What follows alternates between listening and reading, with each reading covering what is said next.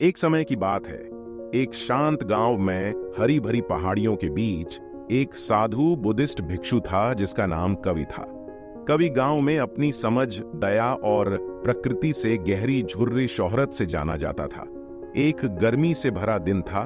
कवि ने प्रकृति की गोद में शांति ढूंढने के लिए वन में चलने का फैसला किया। जब वन में गया तो एक छुपी हुई खुली जगह पर पहुंचा जिसे एक अद्भुत कमल कुंड सजाने में था, जो सोनी धूप में चमक रहा था। कमल कुंड की शांत सुंदरता से प्रभावित होकर कवि ने उसके किनारे बैठकर आंखें बंद की। उसने ध्यान लगाने का फैसला किया। जब वो गहरी ध्यान में था तब उन्हें अचानक पास में एक लड़का महसूस हुआ। आंखें खोलकर उन्होंने देखा कि उनके सामने एक छोटा सा लड़का खड़ा था, हाथ में मुरझाया हुआ कमल पुष्प लेकर। कवि ने उत्सुकता से पूछा, तुम्हें क्या परेशानी है? मेरे बच्चे लड़का आंखों में आंसू लेकर जवाब दिया, मैंने इस कमल पुष्प को कुंड के पास पाया, लेकिन यह मुरझा रहा है। मैंने इसको पुनर्जीवित करने की कोशिश की, लेकिन कुछ काम नहीं किया। कवि मुस्कुराए और लड़के की तरफ हाथ बढ़ाकर कहा, आओ मेरे पास बैठो। बताइए मेरे बच्चे, तुमने कमल को पुनर्जीवित करने के लिए क्या कुछ किया? कवि ने पूछा। लड़का ने अपनी कोशिशों का वर्णन किया। पुष्प को पानी दिया, सूरज की किरणों में रखकर देखा, लेकिन कुछ भी असर नहीं हुआ। कवि ध्यान से सुन रहे थे, सोच विचार करते हुए मुस्कुराए। फिर एक शांत मुस्कुराहट के साथ उसने कमल कुंड से एक प्रगट कमल पुष्प तोड़ लिया। ध्यान से देखो, कवि ने कहा जब उसने पुष्प को लड़के के सामने रखा। लड़का हैरत से पुष्प को देखता रहा, उसके शुद्ध पत्तों, जीवंती रंगों और नाजुक सुगंध को देखकर। ये तो खूबसूरत है, लड़का मुस्कुराया, आंखें विचलित सौंदर्य से। कवि ने सहमति से सिर हिलाया। सच में, लेकिन जो तुम देख रहे हो वो सिर्फ उसके बाहर की प्रकटीकरण है। कमल का असली सार निचले कुंड की गहरे में है। लड़का विचलित था, इसलिए कवि ने कहा, कमल कुंड से उगता है, लेकिन यह बिना किसी दाग के पवित्र और चमकदार निकलता है। यह हमें सिखाता है कि खूबसूरती और पवित्रता किसी भी अंधेरे और मुश्किल परिस्थिति से भी निकल सकती है।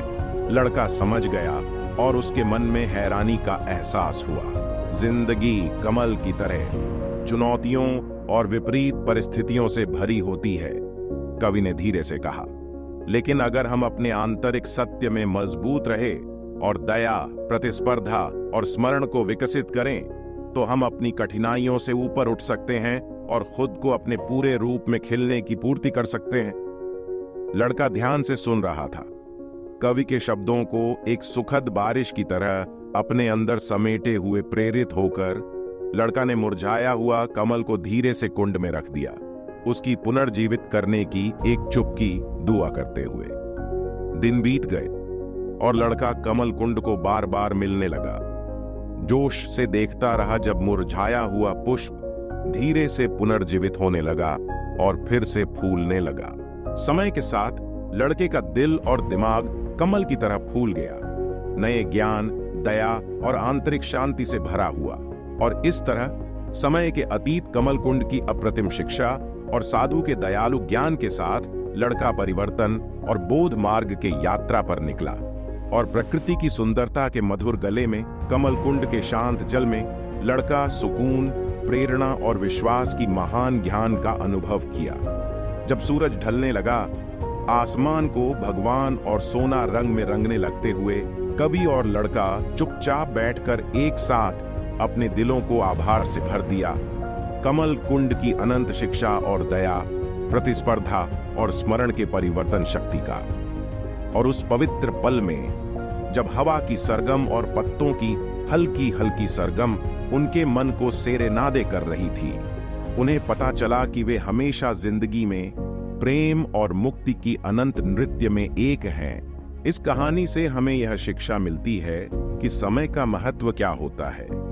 लड़का को प्रारंभ में असफलता मिलती है, लेकिन वह उसके बाद भी हार नहीं मानता है और समय के साथ साथ प्रयास करता रहता है। इससे हमें यह सीखने को मिलता है कि हमें हार नहीं मानना चाहिए और समय का सम्मान करना चाहिए।